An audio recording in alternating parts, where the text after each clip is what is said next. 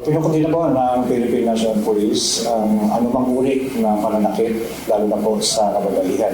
So sabi nga po, nakipag-usap po ang ating GPNP sa ating pong Bisaya sa Napolcom na ito po ay madaling iimbestigahan administratively at criminal kakasuhan po rin sa individual para po matanggal siya sa servisyo at matanggal yung kanyang mga pribileyo bilang isang miyembro ng Philippine National Police. Magsisinungaling ka sa akin. Pinatay mo yung location mo, bakit?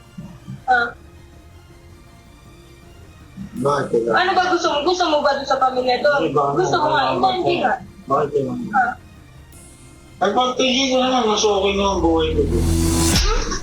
Sampal, suntok at sakal.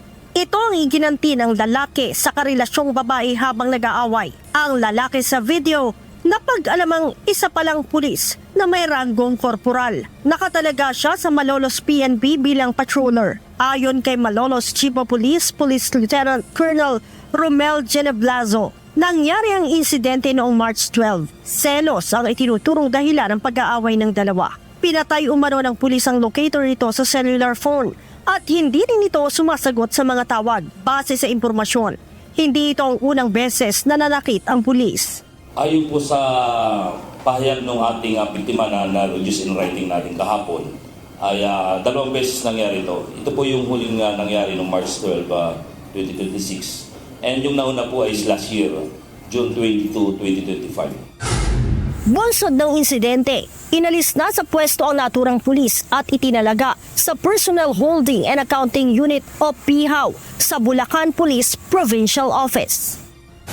Sinabi pa ni Lieutenant Colonel Geneblazo, dinisarmahan na rin ito.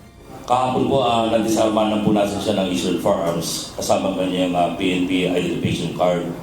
And nasa admin holding section na po siya ng ating Bulacan Police Provincial Office. Tiniyak naman ng Malolos PNP ang seguridad ng biktima at ng kanyang pamilya. Mula po kahapon nung mag-circulate yung video ay nasa station na po natin yung biktima.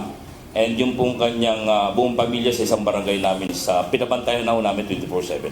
Si PNP Chief Police General Jose Melencio Nartates Jr. ipinag-utos na rin ang pagsasampa ng administrative at criminal complaint laban sa pulis. Ngayon po ay nakaprepare na po lahat ng dokumento, mga ebidensya natin laban doon sa pulis. Sasampahan po natin siya ng Republic Act 9262, yung ating Anti-Violence Against Women and Their Children Act of 2004. Especially po dun sa ating section 5A and 5I, yung physical abuse and emotional abuse, respectively.